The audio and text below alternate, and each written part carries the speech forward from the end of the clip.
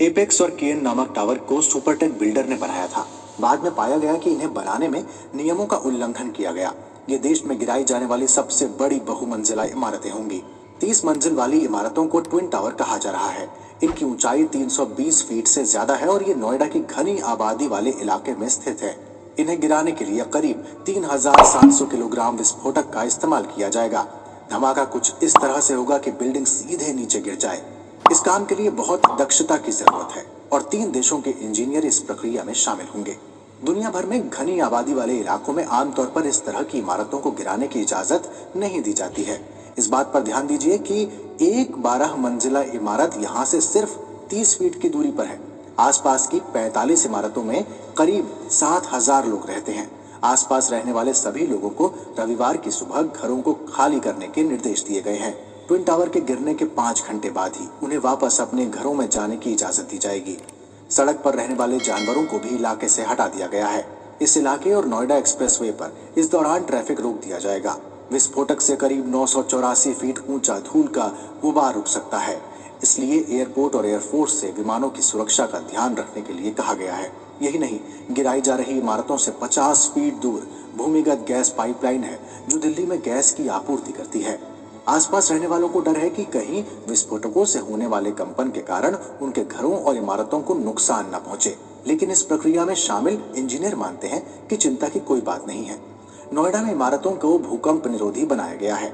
Britain के engineer जो building गिराने में मदद कर रहे हैं, उनका अनुमान है कि जितनी तीव्रता रिक्टर स्केल 4 के भूकंप से होती है, उसकी तुलना में इस विस्फोटक की तीव्रता 10% होगी।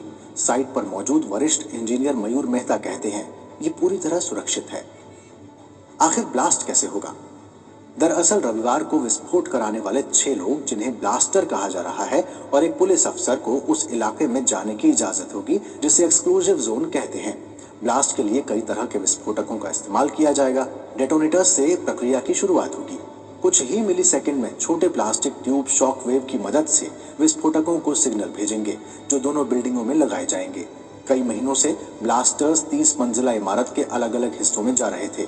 इमारतों की बिजली सप्लाई काट दी गई है, एस्केलेटर निष्क्रिय कर दिए गए हैं। ये सुनिश्चित किया गया है कि अलग अलग मंजिल पर सभी 20,000 से ज्यादा कनेक्शंस एक साथ समन्वय के साथ काम कर सके।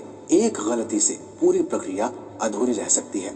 मेहता की 11 साल पुरानी कंपनी के लिए ये बहुत चैलेंजिंग काम नहीं है। उनका कहना है कि वो पहले भी 18 से 20 इमारतों को गिरा चुके हैं। इसमें एक एयरपोर्ट टर्मिनल, एक क्रिकेट स्टेडियम, एक ब्रिज और एक बड़ी कंपनी की चिमनी शामिल है। उनका कहना है कि बिहार में गंगा नदी पर बने पुल को गिराना इससे मुश्किल था क्योंकि वहां ये सुनिश्चित करना था कि मलबा नदी में न गिरे। ट्विन टावर से करीब 30,000 टन मलबा निकलने की उम्मीद है।